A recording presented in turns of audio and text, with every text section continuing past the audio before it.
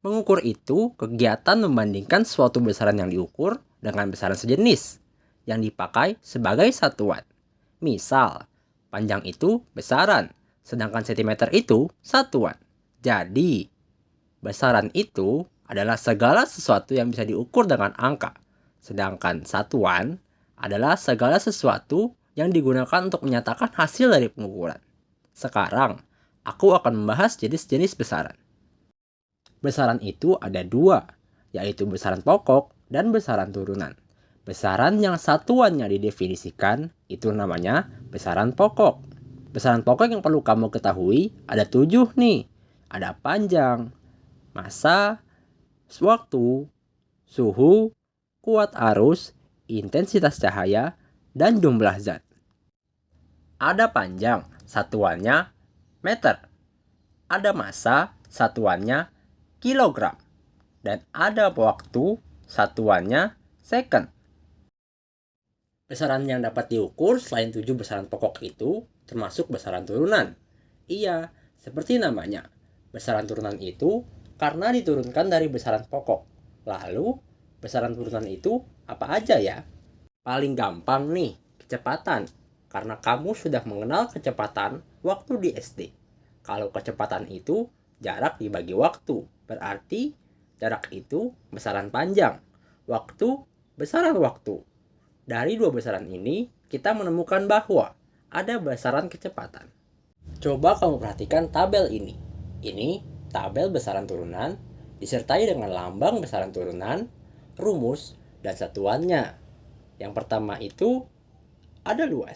Panjang dan lebar merupakan besaran pokok panjang besaran. Yang kedua itu ada volume. Lambang besarannya ada V. Rumusnya panjang kali lebar kali tinggi. Massa jenis, kecepatan, percepatan, gaya, usaha dan energi, tekanan, daya, dan momentum. Dan masih banyak lagi besaran turunan lainnya. Lalu, bagaimana mengetahui asal besaran pokok pada sebuah besaran turunan? Kita bisa mengetahuinya dengan cara yang pertama adalah mengetahui rumus perhitungan. Yang kedua adalah perhatikan satuannya. Bahwa besaran turunan merupakan besaran yang diturunkan dari besaran pokok itu sendiri, yaitu sebuah besaran pokok yang sudah disepakati oleh para ilmuwan, dan turunannya akan membentuk besaran turunan.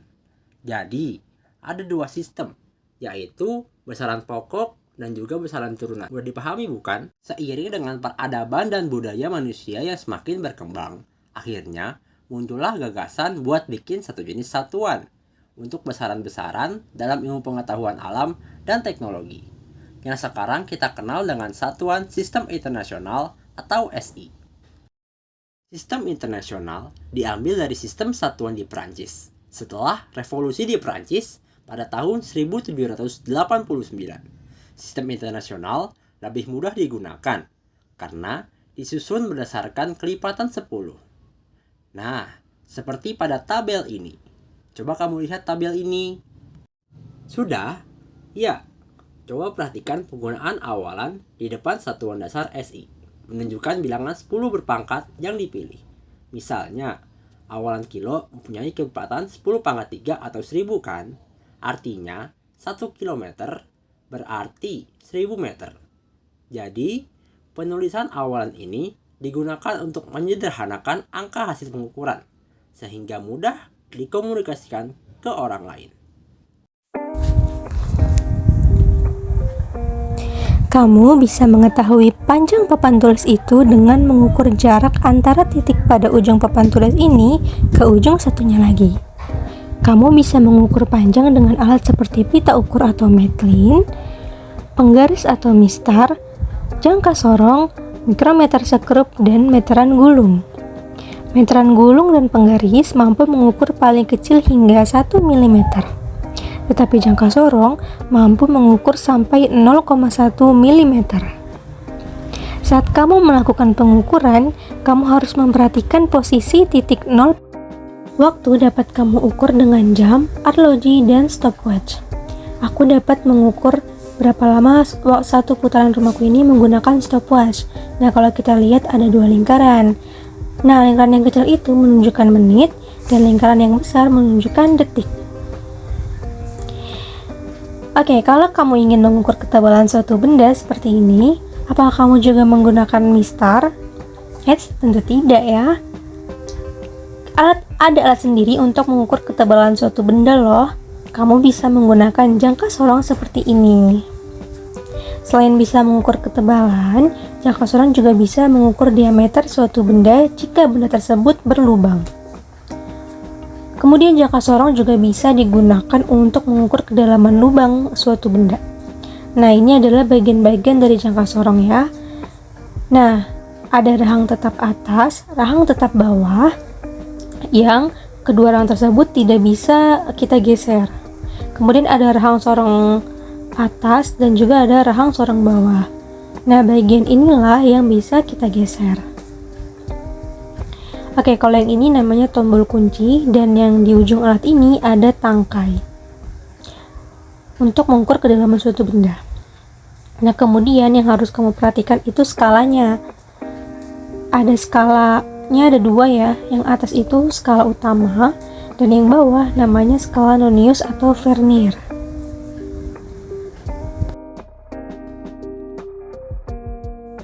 Ternyata alat untuk mengukur ketebalan suatu benda bukan hanya jangka sorong loh, kamu juga bisa menggunakan mikrometer sekrup. Menariknya alat ini lebih presisi daripada jangka sorong. Dibandingkan jangka sorong, mikrometer sekrup memiliki ketelitian 10 kali lipat lebih tinggi, yaitu sebesar 0,01 mm. Selanjutnya, apa aja sih bagian-bagian dari mikrometer sekrup itu? Nah, yang pertama adalah frame atau bingkainya. Kemudian ada poros tetap. Kalau yang ini poros geser. Yang kecil ini penguncinya. Yang ini adalah skala utama. Yang ini adalah skala Nonius. Yang ini adalah pemutarnya. Dan yang di ujung ini ada silinder bergerigi.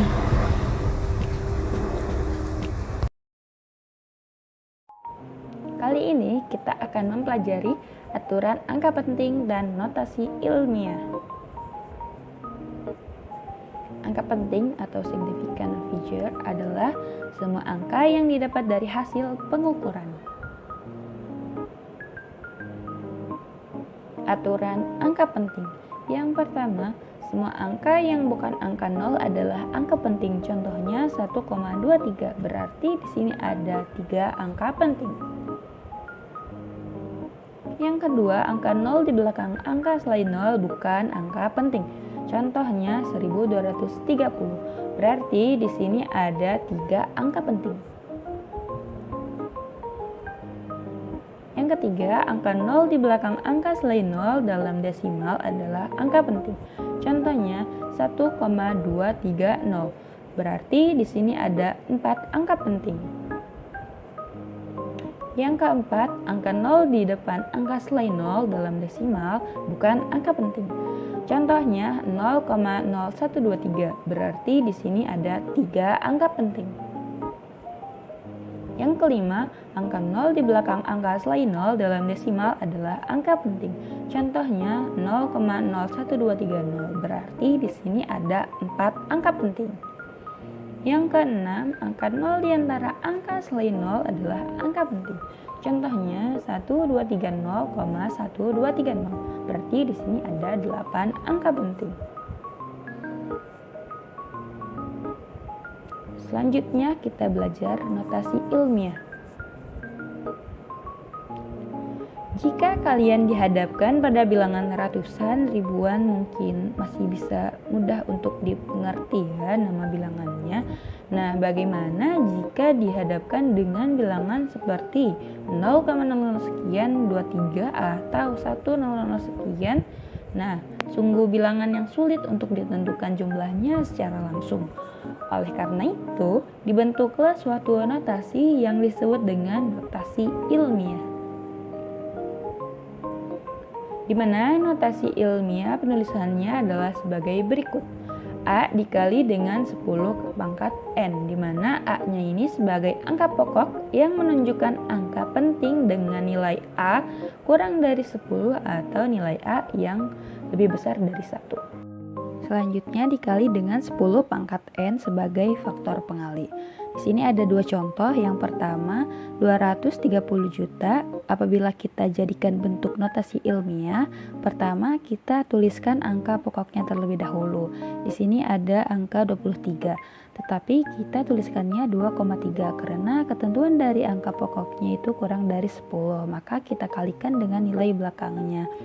Karena tadi komanya setelah 3, maka kita cari nilainya itu yang bergeser ke kanan. Berarti 1, 2, 3, 4, 5, 6, 7, 8. Maka kita tuliskan 10 pangkat 8.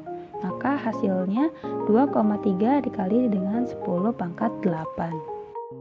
Contoh yang kedua, 0,000000567.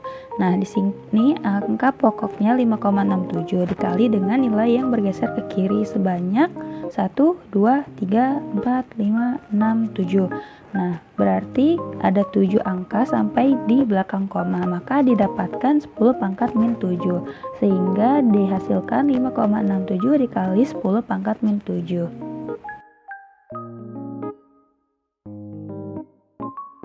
Sekian pemaparan materi dari kelompok 8, kurang lebihnya mohon maaf. Wassalamualaikum warahmatullahi wabarakatuh. Terima kasih.